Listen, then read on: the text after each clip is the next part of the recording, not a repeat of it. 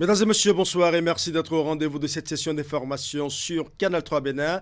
Les épreuves écrites du baccalauréat session de juin 2023 ont démarré ce lundi sur l'ensemble du territoire national. Ils sont au total 77 563 candidats à composer pour l'obtention de ce premier diplôme universitaire. C'est le complexe scolaire Jean-Michel Le Faucon de la commune d'Abomey-Calavi qui a abrité le lancement officiel avec la présence de deux ministres de l'enseignement. Le compte rendu dans un instant. Demain mardi 20 juin 2023, la communauté internationale célèbre la Journée mondiale des réfugiés. À la veille de lancement des activités inscrites au programme de cette célébration, le ministre de l'Intérieur et de la Sécurité publique délivre un message à l'endroit des divers acteurs et des réfugiés. Vous suivrez dans ce journal un extrait du message du ministre Alassane Seydou. Nous parlerons également de la première session ordinaire au titre de l'année 2023 de la Commission nationale des finances locales, dont la cérémonie d'ouverture a été présidée par le ministre de la Décentralisation. Plusieurs points et diverses communications sont inscrits au menu des assises qui vont permettre aux participants de procéder à la répartition du Fonds d'appui au développement des communes FADEC. Voilà pour les titres, mesdames et messieurs. À nouveau, bonsoir. 77 563 candidats sont à l'assaut du premier diplôme universitaire. Les épreuves écrites du baccalauréat session de juin 2023 ont démarré ce lundi sur l'ensemble du territoire national. Et c'est le complexe scolaire Jean-Michel Le Faucon de la commune d'Abomey-Calavi qui a accueilli le lancement officiel de cet examen avec la présence de deux ministres de l'enseignement. Voici le compte rendu de Esther Tofa. On commence les compositions dans un état serein et c'est ce que vous avez montré. Vous avez mis tout ce qu'il faut comme volonté. Ce sont les derniers mots du ministre Léonore Yaïla Descamps à l'endroit des candidats avant le coup de sirène qui lance officiellement les épreuves écrites de la session unique du baccalauréat 2023 ici au complexe scolaire Jean-Michel Le Faucon. Au total, 852 candidats des séries F3 et F4 planchent dans ce centre à Abomey-Calavi. Au total, ils sont dans 37 salles et toutes les salles sont pourvues en surveillant de salles. Donc la composition a commencé.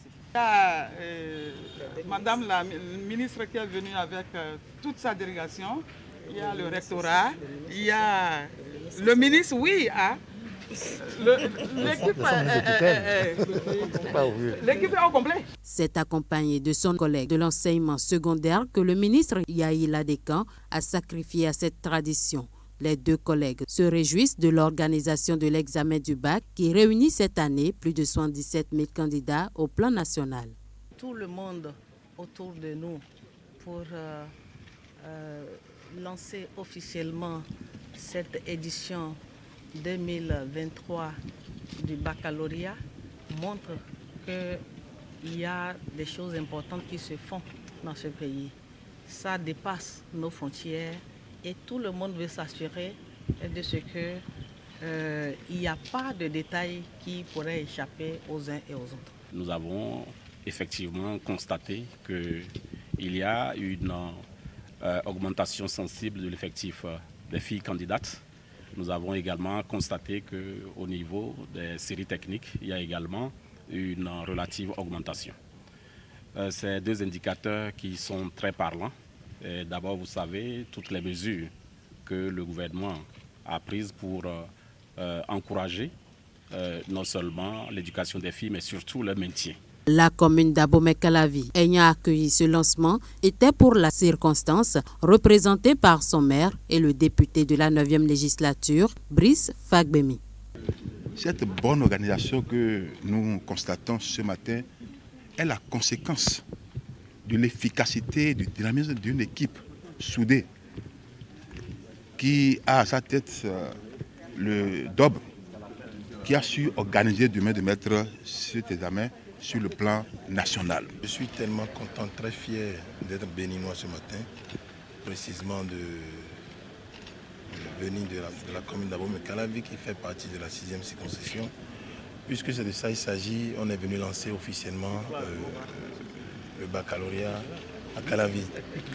Je suis venu ce matin constater que les épreuves viennent de démarrer effectivement et dans dans l'ambiance souhaitée. La délégation s'est ensuite rendue au centre Sainte-Thérèse de l'Enfant Jésus. Ici, elle s'est enquérée des dispositions mises en place pour assurer une bonne condition de composition aux candidats. Le périple a pris fin au CEG 1 d'Abomey-Calavi, centre de correction et de délibération du département de l'Atlantique. Dans le département du littoral, c'est le collège catholique Père-au-Pied de Cotonou qui a abrité le lancement des épreuves écrites du bac session de juin 2023. Ce département enregistre 11 220 candidats de l'enseignement général et celui technique.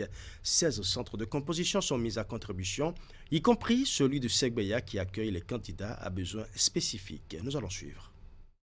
C'est ici, au collège catholique Père-au-Pied de Cotonou, dans le 12e arrondissement, que la délégation préfectorale et communale procède au lancement des épreuves écrites du bac session de juin 2023 au plan départemental. À 7h41, les premiers véhicules officiels font leur entrée dans l'enceinte du collège, avec à leur tête le maire de la ville de Cotonou, Luc Setondi Atrokpo. Quelques minutes plus tard, c'est au tour du préfet du département du littoral, Alain Sourou-Olronla, de fouler le sol du collège Père-au-Pied. La délégation s'est tout d'abord réunie au secrétariat pour une prise de contact rapide avec les responsables du centre de composition, avant de se diriger ensuite dans les salles de composition où les candidats étaient déjà très bien installés. La délégation est allée mettre du baume au cœur des candidats avant le démarrage des épreuves. Vous avez peur? Qui a peur? Non, vous avez le droit d'avoir peur. Devant les candidats, le pli contenant les épreuves a été présenté. Dans lequel il y a les épreuves. C'est bien celui. D'accord? Alors, je vais vous donner ça. Vous allez vérifier qu'elle n'est pas ouverte. En français, on dit elle est... Pardon? Vous êtes candidat? Lui, il a déjà passé son bac. Elle est scellée. D'accord? Pour être sûr que personne n'a vu. Enfin, sauf ceux qui l'ont révisé. Il faut bien regarder, c'est bien fermé.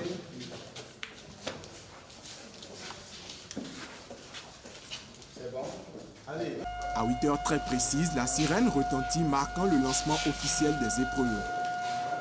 Pour cette première épreuve de la journée de ce lundi, les candidats font face à l'épreuve de français. Pour le préfet du littoral, le choix du collège catholique au pied n'est pas anodin. Il illustre l'acceptation confessionnelle dans le système éducatif national. Et le fait de choisir un établissement confessionnel pour le lancement du bac est le signe donc du renforcement et de la reconnaissance de la laïcité, c'est-à-dire nous reconnaissons les écoles confessionnelles et que nous vivons en parfaite harmonie. Cela fait et participe également de la politique d'éducation dans notre pays, d'où ma réjouissance pour ce choix. Pour le maire de Cotonou, c'est au prix du sacrifice des enseignants et de tous les acteurs du système éducatif que les candidats ont la chance aujourd'hui de composer. Je voudrais féliciter le gouvernement, les différents ministères qui ont travaillé à la bonne organisation. Merci le préfet qui est tout le temps là présent avec nous. Merci les enseignants pour tout ce qu'ils ont pu faire sous la pluie, sous le soleil.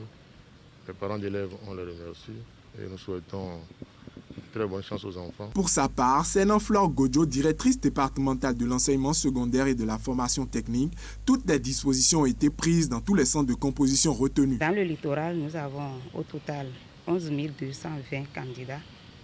Et il y a les séries de l'enseignement général et les séries de l'enseignement technique. Celles des séries générales, ils sont au total 7 694 contre 3 526 de l'enseignement technique. Pour combien de centres? Pour 16 centres au total. Nous avons le centre Segbeya qui accueille nos candidats à besoins spécifiques. La délégation s'est ensuite ébranlée vers le centre de composition du collège protestant Gbeto dans le 7e arrondissement de Cotonou.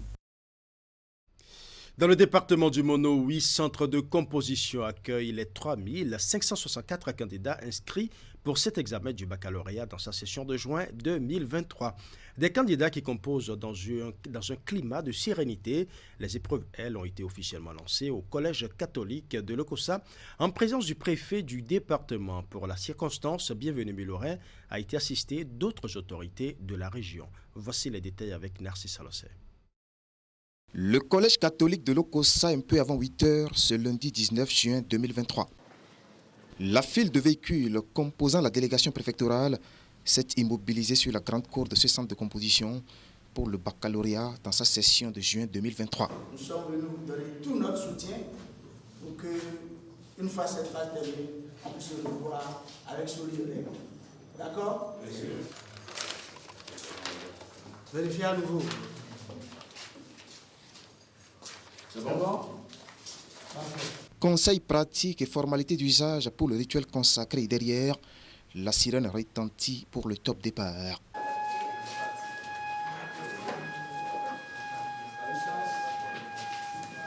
Pour ce centre qui héberge rien que des candidats de séries scientifiques, ils sont 319 à plancher pour l'obtention de ce diplôme. Le bac béninois, vous le savez très bien, c'est l'un des bacs les plus organisés de la sous-région. L'équipe de l'Office du baccalauréat qui est en place présentement fait des réformes chaque année et ces réformes-là aboutissent. Et depuis hier, dimanche, on était là, sur pied, on a contrôlé toutes les salles, on a été au commissariat, vérifié la cantine et tout était au point. Tout est au point et les candidats composent dans un climat de sérénité, ce qui semble réjouir les autorités locales pour qui le cap doit être maintenu pour les meilleures performances.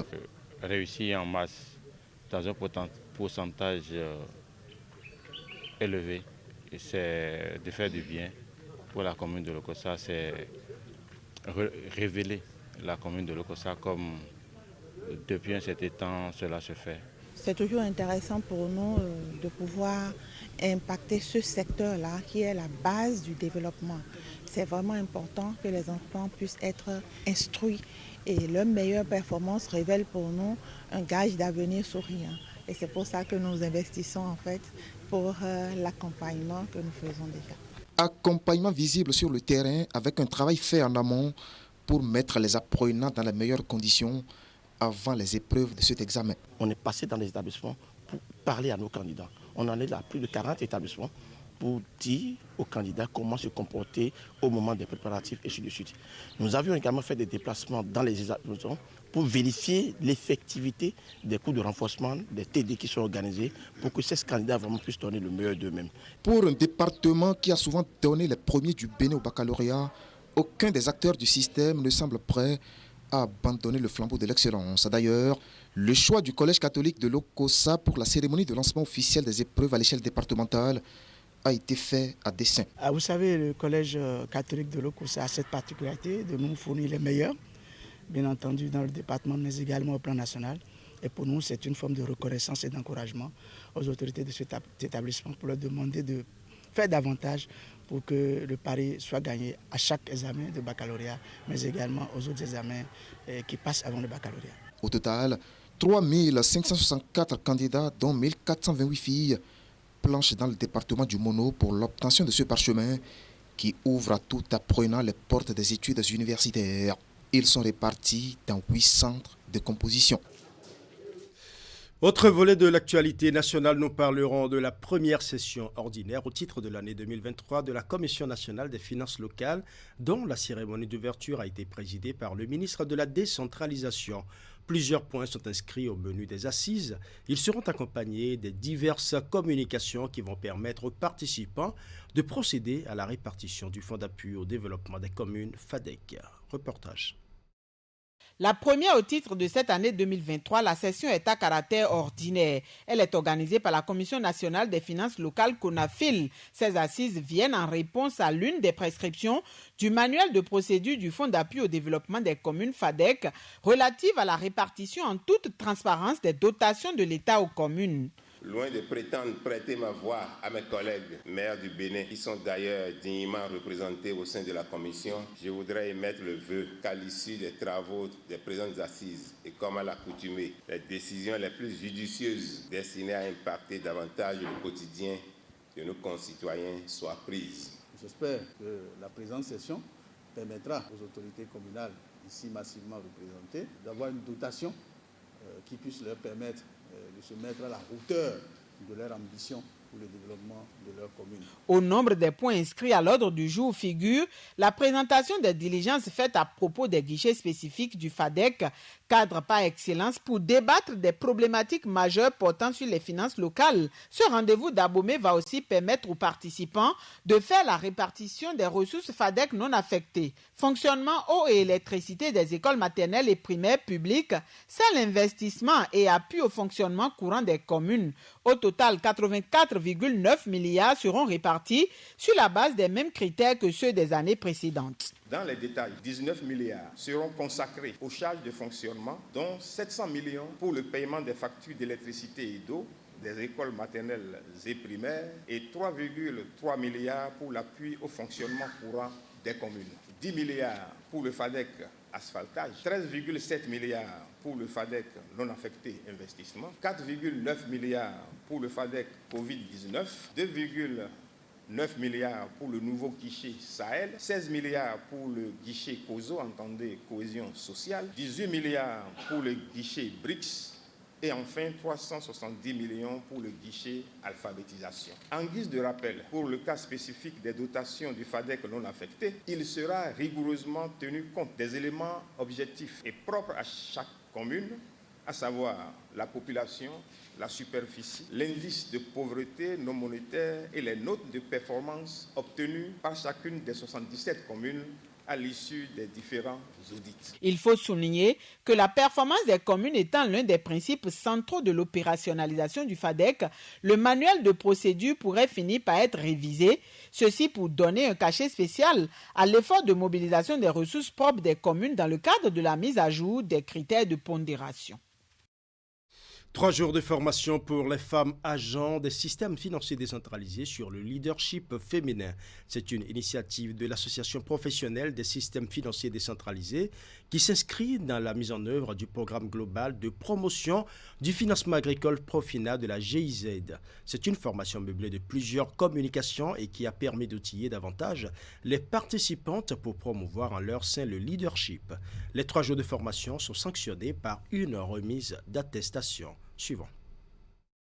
La formation a porté sur le leadership féminin. Elle est organisée au profit des femmes agents des systèmes financiers décentralisés SFD, partenaires du programme global promotion du finance agricole Profina de la GIZ Bénin. Les assises interviennent suite à un appel à manifestation d'intérêt.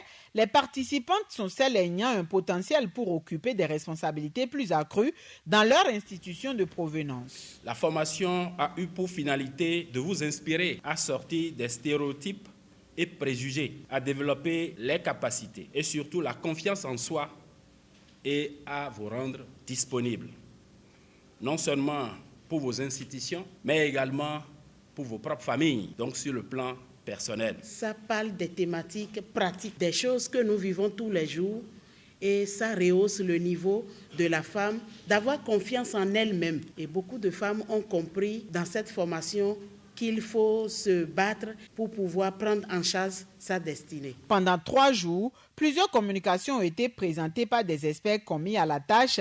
Les échanges et réflexions ont permis à l'assistance d'en savoir plus sur les aptitudes et les qualités d'un leader, les obstacles à l'émergence du leadership féminin, les solutions pour les surmonter, ainsi que les actions de promotion et de pratique du leadership féminin. Le ministère fédéral de la coopération économique et du développement, qui est le bailleur de fonds de notre projet, a publié en mars de cette année sa stratégie pour une politique de développement féministe. La vision de cette stratégie est de s'attaquer aux causes structurelles des inégalités et de surmonter les structures de pouvoir discriminatoires. Cette politique de développement féministe se concentre sur 3 domaines centraux, que sont les droits, rights en anglais, les ressources et la représentation. Dans toutes ces 3 dimensions, il faut que le rôle des femmes s'améliore. Au terme de la formation, les participantes ont été appelées à élaborer un plan d'action. Pour sa mise en œuvre, elles bénéficieront du soutien et de l'accompagnement d'un coach. Les acquis de cette formation me permettront d'affirmer mes capacités,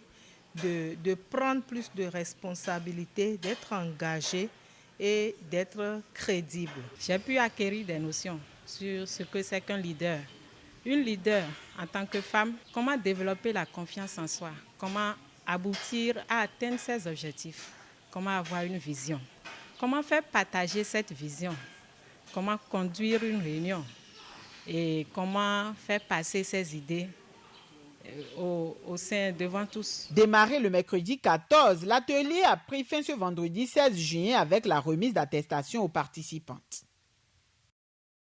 Je l'annonçais en titre, demain mardi 20 juin 2023, la communauté internationale célèbre la journée mondiale des réfugiés. De l'espoir, loin de chez soi, c'est le thème retenu pour cette 22e édition. Au Bénin, le nombre de réfugiés demandeurs d'asile est de 9 242 en 2023. Et à la veille du lancement des activités inscrites au programme de cette célébration, le ministre de l'Intérieur et de la Sécurité publique délivre un message à l'endroit de divers acteurs et des réfugiés en question. Voici un extrait du message du ministre Alassane Seydou. Il est au micro de Idrissou Boukari. Instituée par la résolution 55-76, adoptée par l'Assemblée générale des Nations unies le 4 décembre 2000, cette journée a pour vocation de célébrer le courage et la persévérance des personnes forcées de fuir leur pays d'origine pour se rendre dans un autre pays afin de sauver leur vie. Le thème retenu pour l'édition 2023 est intitulé « De l'espoir loin de chez soi ». Ce thème exhorte les pays d'asile à redonner espoir aux réfugiés et me permet d'admirer l'engagement de notre pays, le Bénin, pour la protection des réfugiés.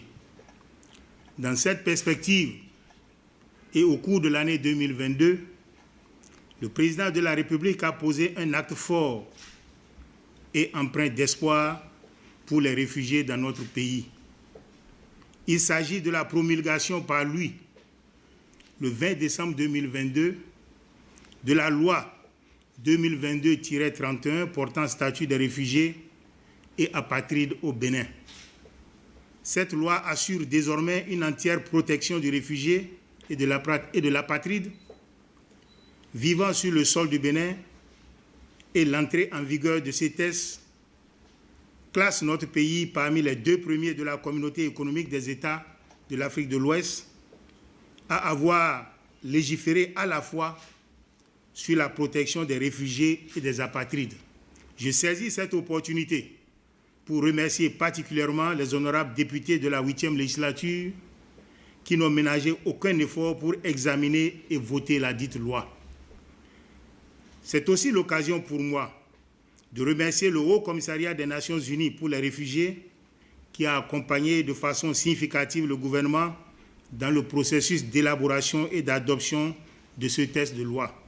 Pour marquer l'édition 2023 de la Journée mondiale des réfugiés, mon département accordera au nom du gouvernement un appui financier symbolique d'un montant de 50 000 francs CFA par ménage pour un nombre de 60 ménages de réfugiés parmi les plus vulnérables pour les activités génératrices de revenus.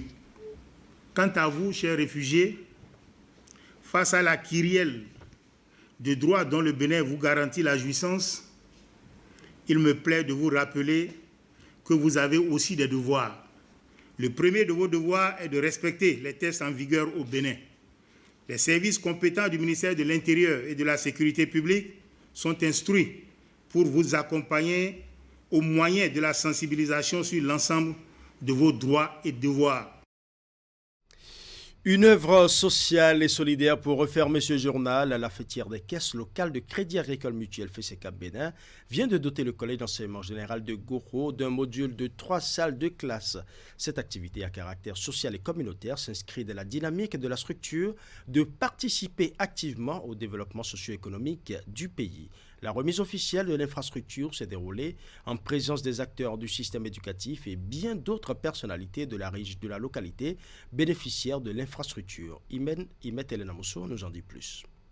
La construction vient au dit des bénéficiaires combler le manque remarquable d'infrastructures observé au collège d'enseignement général de Goro. Ce module de 3 classes entièrement équipées va contribuer à l'amélioration des conditions de travail et d'apprentissage des élèves de même que des enseignants dès la rentrée prochaine. Nous sommes fiers de recevoir ce joyau qui sera le lieu d'apprentissage pour nous et les générations à venir. Nous sommes convaincus que ce nouvel environnement nous offrira un cadre propice à l'apprentissage et à l'innovation. Les enfants du CG Goro, depuis des années, grâce à la disponibilité entière du corps professoral, ils donnent de très très bons résultats. Je voudrais leur nom pour dire que ce bâtiment va renforcer ses résultats à partir de l'année prochaine. Inauguré et remis officiellement en présence des responsables du système éducatif dans la zone, ainsi que des autorités politico-administratives et autres,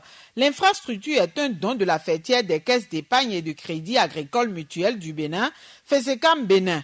Le coût total de la réalisation est estimé à plus de 27 millions de francs CFA. D'ores et déjà, je me dois de vous garantir une bonne utilisation. Mais avant, je voudrais vous dire merci pour votre geste de générosité qui impactera à coup sûr des générations et des générations. Sous d'autres cieux, qui dit merci en demande plus. Ce joyau permettra, j'en suis persuadé, un meilleur épanouissement des élèves et aura un impact positif sur leurs résultats scolaires. Je demande donc à toute la population du département du Zouan en général et celle de la commune d'Abomey en particulier de faire davantage confiance à la CLCAM en épargnant massivement et en demandant des crédits adaptés à leurs besoins de financement. Leader de la microfinance au Bénin depuis 1977, le réseau des caisses locales de crédit agricole mutuel n'est pas à son premier geste. En plus du CEG Goro dans la commune d'Abomey, de nombreux établissements dans d'autres villes du pays, de même qu'un centre hospitalier universitaire, ont bénéficié les années antérieures de la générosité de la structure. Pour des œuvres sociales du genre, depuis 2015 à nos jours, près de 170 millions ont déjà été déboursés par la FESECAM Bénin. La santé et l'éducation constitue le socle du développement. C'est alors que la FESECAM Bénin s'est inscrite dans le développement socio-économique à la base en investissant dans le domaine de l'éducation et de la santé. Avec ses 132 points de service CLCAM qui collectent l'épargne, la FESECAM Bénin couvre tout le territoire national. Tous les secteurs d'activité sont financés et toutes les catégories socio-professionnelles sont servies avec des produits financiers et non financiers innovants. La présente activité à caractère social et communautaire est inscrite au menu de celles retenues pour meubler la 30e Assemblée générale ordinaire de l'institution. Elle a été suivie de la réunion conjointe des organes de la fêtière. Voilà, ce sera tout pour ce journal. Merci pour votre aimable attention. Bonne soirée à chacun et à tous.